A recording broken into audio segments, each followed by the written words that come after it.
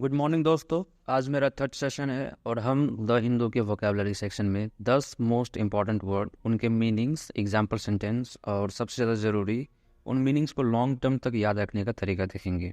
ये पूरा सेशन ज़्यादातर उसी पर फोकस्ड रहेगा। तो शुरू करते हैं आज का सेशन।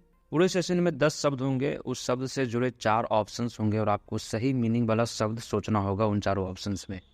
और जो सही ऑप्शन होगा वो उस शब्द का सिनोनिम भी होगा। हम अलग से सिनोनिम्स और एंटोनिम्स इसमें नहीं देखेंगे क्योंकि उससे हमारे बहुत सारे शब्द हो जाएंगे और हमें याद रखना मुश्किल हो जाएगा। हमारा टारगेट ये रहेगा कि हम 10 शब्दों का मतलब अच्छे से याद रख सके लंबे समय तक। थोड़ा सा पढ़ेंगे लेकिन अच्छे से पढ़ेंगे। तो शुरू करते हैं। आज का हमारा पहला शब्द है पैराडाइम। इसका मतलब सोच कर रखिए। पैराडाइम का मतलब होता है किसी भी चीज़ का एक टिपिकल एग्जाम्पल, एक पैटर्न होना, किसी चीज़ का सामान्य उदाहरण होना। इंग्लिश में मतलब देखते हैं इसका, a typical example or pattern of something, a model of something. Sentence देखते हैं। The shift from traditional teaching methods to online learning represents a paradigm change in education. यानी कि टीचिंग मेथड्स में एक पैराडाइम शिफ्ट हुआ है, एक pattern shift हुआ है। पहले ट्रेडिशनल तरीके से क्लासरूम में बच्चे पढ़ते थे, अब ऑनलाइन एजुकेशन में शिफ्ट हो चुके हैं। इस शब्द को याद रखने का तरीका क्या होगा? पैरा से हम पेड़ा बना सकते हैं। अपने रेस्टोरेंट वगैरह में या घर पे आपकी मम्मी एक पेड़ा ज़रूर बनाती होगी। और डाइम से डायमंड याद रख सकते हैं। एक मेंटल पिक्चर बनाइए कि एक आप रेस्टोरेंट में जाते हैं, वहाँ पर आपको एक गोल पेड़ा मिलता है और उसमें डायमंड के पैटर्न्स बने हुए हैं। तो उस फिगर से आपको याद रहेगा कि पैराडाइम का मतलब एक पैटर्न होता है, एक मॉडल होता है। वो पेड़ा भी तो आपके लिए एक मॉडल पेड़ा ही होगा। अगला शब्द देखते हैं। अगला शब्द है एक्यूमुलेशन। इसका मतलब सोच कर रखिए। एक्यूमुलेशन का अर्थ होता है किसी भी चीज़ का जमा होना। धीरे धीरे कोई चीज़ एकत्र होती है, उसे एक्यूमुलेशन कहते हैं। इसका इंग्लिश मीनिंग देखते हैं। The action or process of gradually collecting something, वही जो हमें बताया गया। सेंटेंस देखते हैं। Accumulation of snow on the mountain reached a point where it triggered an avalanche. यानी कि माउंटेन पर स्नो का लेवल धीरे धीरे बढ़ता चला गया और उस पॉइंट पर चला गया कि एक एवलांच हो गया। एवलांच का मतलब होता है बर्फ़ की एक बड़ी सी चट्टान या बर्फ़ का पहाड़, जब उसका वज़न इतना ज़्यादा हो जाए कि वो नीचे सरकना शुरू हो जाती है, उसे हम एवलांच कहते हैं। इसे याद रखने का तरीका क्या होगा? एक्यू से आप एक्यू प्रेशर याद रख सकते हैं और मुंह से मुंह, मुंह चेहरे को बोलते हैं, फेस को। तो एक्यूमुलेशन के लिए आप 2 शब्द रखें, एक्यू से एक्यू प्रेशर, मुंह से मुंह यानी फेस। एक इमेज बनाइए कि आप एक एक्यूप्रेशर लेने गए हैं। एक्यूप्रेशर में बॉडी के अलग अलग जगह पर दबाया जाता है, प्रेस किया जाता है। तो आपको जब प्रेस किया गया आपके मुंह के पास, तो आपके अंदर क्या जमा हो जाएगा? गुस्सा जमा हो जाएगा धीरे धीरे। तो एक्यूमुलेशन का मतलब जमा होना। अगला शब्द देखते हैं, इनिकियस। इसका मतलब सोच कर रखिए। इनिकियस का मतलब होता है कोई भी चीज़ बिल्कुल गलत होना, बहुत ही हर तरीके से गलत होना, उसे हम इनिकियस कहते हैं। इसका इंग्लिश मीनिंग देख लेते हैं क्या होता है। Grossly unfair and morally wrong.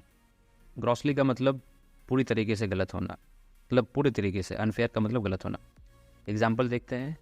The iniquitous treatment of the workers led to protests and demands for better working conditions. यानी वर्कर्स की जो पूरी तरीके से गलत तरीके से उनका ट्रीटमेंट हो रहा था, इनकी वजह से वो प्रोटेस्ट पर उतर आए, बेटर वर्किंग कंडीशन, अच्छे वर्किंग कंडीशंस की मांग करने लगे। इसे याद रखने का तरीका क्या होगा? इन्हीं से एक शब्द याद रखिए, मिनी। मिनी छोटी लड़की को ज़्यादातर नाम देते हैं नाम। और क्विट से क्विट। एक इमेज बनाइए कि मिनी एक छोटी लड़की थी जिसके साथ बहुत गलत हो रहा था, लेकिन उसने फिर भी क्विट नहीं किया। उसके साथ बहुत गलत व्यवहार, बहुत गलत ट्रीटमेंट हो रहा था, लेकिन फिर भी उसने क्विट नहीं किया। उसने उनके खिलाफ लड़ा और अपने लिए इंसाफ पाया। तो इससे हमें याद रहेगा कि इनिकियस का मतलब होता है कोई भी चीज़ बिल्कुल गलत होना, जैसे मिनी के साथ बिल्कुल गलत हो रहा था। अगला शब्द है अनरेवलिंग। इसका मतलब सोच कर रखिए। अनरेवलिंग का मतलब होता है गुत्थी सुलझाना, किसी भी चीज़ को सिंप्लीफाई करना या उसके बारे में जानना या पर्दाफाश करना, अनरेवलिंग। इंग्लिश मतलब देखते हैं इसका। Investigating and solving a mystery और पजल। इन्वेस्टिगेट करना, जांच करना और एक मिस्ट्री और पजल को सॉल्व करना। एग्जाम्पल देखते हैं। The detective spent weeks unraveling the complex plot of the crime. In detective ने हफ्तों बिताए उस क्राइम के प्लॉट की गुत्थी को सुलझाने के लिए।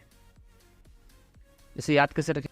रेवल से एक शब्द निकलता है रिवील। रिवील का मतलब सब जानते हैं, किसी भी चीज़ का पर्दाफाश करना या सच्चाई बाहर आना। तो इससे अनरेवल का मतलब भी वही हो जाएगा, पर्दाफाश करना, सच्चाई बाहर आना या किसी भी चीज़ की गुत्थी सुलझाना। अगला शब्द देखते हैं पिवट। पिवट का मतलब सोच कर रखिए। पिवट के अलग अलग मतलब होते हैं। एक मतलब होता है केंद्रीय बिंदु, यानी किसी भी चीज़ की सबसे महत्वपूर्ण चीज़ क्या है। और दूसरा हो सकता है कोई एक पिन या सॉफ्ट, जैसे कि जो पंखा होता है, पंखे की जो डंडी होती है बीच वाले हिस्से, उसे हम पिवट कहते हैं। एग्जाम्पल सेंटेंस देखते हैं। A strong pivot is essential for the smooth rotation of the ceiling fan. यानी कि एक स्ट्रॉन्ग पिवट का होना, उस जो डंडे की मैं बात कर रहा था, उसका होना बहुत ज़रूरी है सीलिंग फैन के स्मूथ रोटेशन के लिए, घूमने के लिए। इसे याद कैसे रखा जाए? वैसे पिवट से मुझे एक शब्द याद आता है अट, और अट से एक और शब्द आता है आलिया भट्ट। आपने देखा होगा कि आलिया भट्ट जिस भी फिल्म में होती है वो उसकी केंद्र बिंदु बन जाती है, सबसे महत्वपूर्ण बन जाती है। तो इससे पिवट का मतलब याद रहेगा केंद्र बिंदु, किसी भी चीज़ का इम्पोर्टेंट चीज़। अगला सवाल देखते हैं कॉमेंसुरेट। एक इम्पॉर्टेंट है, आप इसका मतलब सोचिए। कॉमेंसुरेट का मतलब होता है किसी एक चीज़ के मुकाबले दूसरे चीज़ का बराबर होना, उससे मेल बनाए रखना या उसके बराबर होना। इंग्लिश मीनिंग देखते हैं। कॉरस्पॉन्डिंग इन साइज और डिग्री इन प्रोपोर्शन, यानी साइज डिग्री प्रोपोर्शन में लगभग बराबर होना। एग्जाम्पल देखते हैं। The salary should be commensurate with the employees skills and experience. यानी एम्प्लॉय की सैलरी उसके स्किल और एक्सपीरियंस के बराबर हो, उससे मेल हो, दोनों के बीच, एक्सपीरियंस और सैलरी के बीच। इसे याद रखने का तरीका क्या होगा? कमन से कमॉन शब्द याद रख सकते हैं, और सुर से सुर। आपको पता है जो म्यूजिशियंस एक दूसरे से कंटेंट करते हैं तो सुर से सुर मिलाते हैं, एक दूसरे के साथ गाना गाते हैं तो सुर से सुर मिलाते हैं। तो सुर से सुर मिलाना यानी एक चीज़ से दूसरी चीज़ को बराबर करना, मिलाना। इससे आप याद रख सकते हैं कमेंसुरेट का मतलब मिलाना, मेल जोल होना, या एक चीज़ के प्रति दूसरी चीज़ का बराबर होना। इस इमेज से आपको और भी क्लियर होगा। अगला शब्द है रेल्म। इसका मतलब सोच कर रखिए।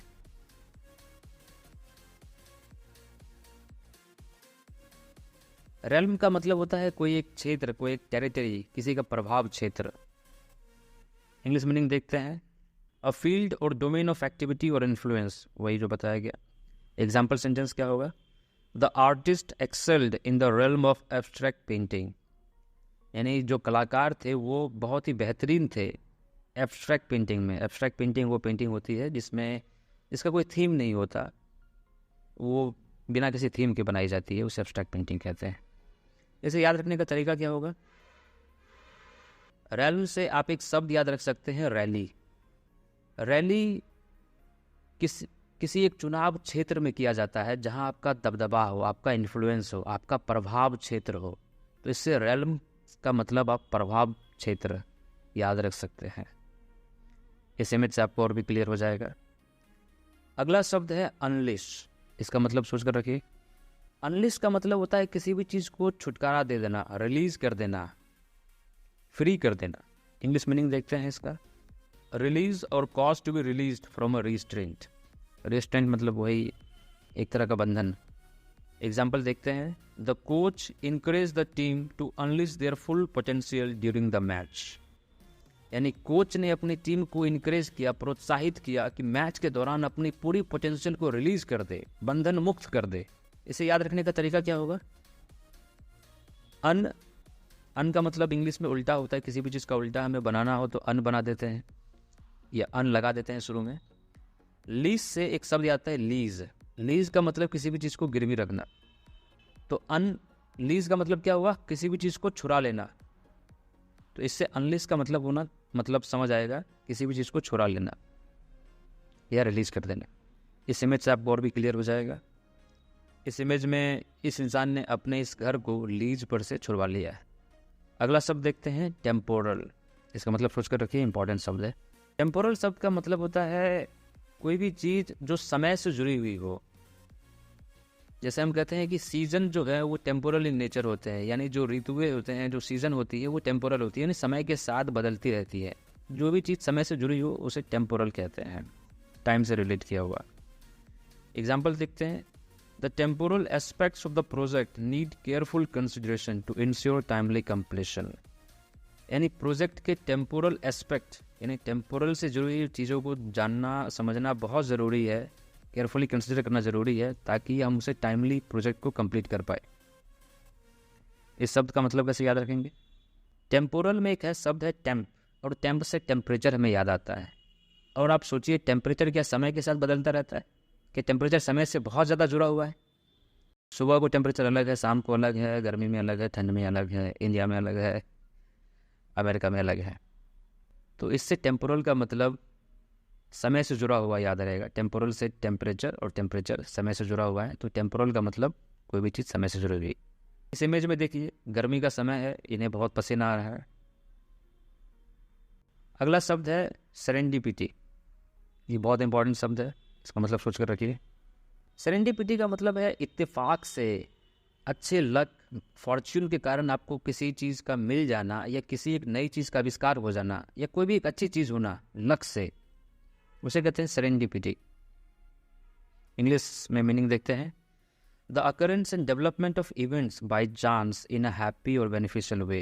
यानी इवेंट्स का होना एक अच्छे और बेनिफिशियल वे में चांस से। एग्जाम्पल देखते हैं। There unexpected encounter at the book store was a serendipity that led to a life long friendship. यानी बुक स्टोर पर उनकी जो अनएक्सपेक्टेड मुलाकात हुई वो एक सेरेंडिपिटी थी, वो एक लक थी, जो वो एक लाइफ लॉन्ग फ्रेंडशिप में बदल गई। वो जो मीटिंग थी वो एक लाइफ लॉन्ग फ्रेंडशिप में बदल गई। इस शब्द का मतलब कैसे याद रखेंगे?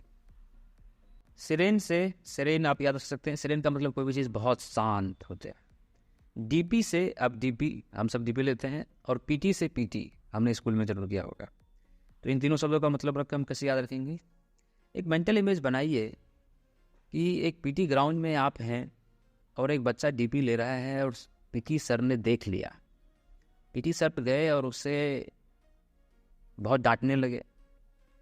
आप भी अपना फ़ोन लेकर डीपी लेने वाले थे, लेकिन आपने देख लिया, और आप सोच रहे हैं कि आप कितने लक्की थे कि आपसे पहले कोई और इंसान डांट खा गया जिससे आप बच गए। ये आपके लिए एक लक वाला इवेंट था। तो सेरेंडिपिटी से याद रखेंगे, कोई एक लक वाला इवेंट, उसे सेरेंडिपिटी कहते हैं। तो दोस्तों, ये था हमारे आज का सेशन का एंड। इस पूरे सेशन का पीडीएफ डिस्क्रिप्शन में दिया गया है, जिससे आपको ये वीडियो दोबारा देखने की ज़रूरत ना पड़े। आप उस पीडीएफ को 2-3 बार देखेंगे तो आपको ये शब्द बहुत लंबे समय के लिए याद हो जाएंगे। आपके क्विक रिवीजन के लिए उस पीडीएफ का जो पहला पेज है उसमें केवल 10 शब्द दिए हुए हैं। आप उन शब्दों को देखिए और उनका मतलब याद करने की कोशिश कीजिए। अगर आप किसी शब्द का मतलब भूल जाते हैं तो उस पीडीएफ के नीचे जाइए। उस पीडीएफ में उस शब्द का मतलब, उससे जुड़ा हुआ इमेज और उसे याद रखने का तरीका सब दिया गया है। तो आशा करता हूँ आपके लिए मददगार साबित होगा। धन्यवाद। कल मिलते हैं।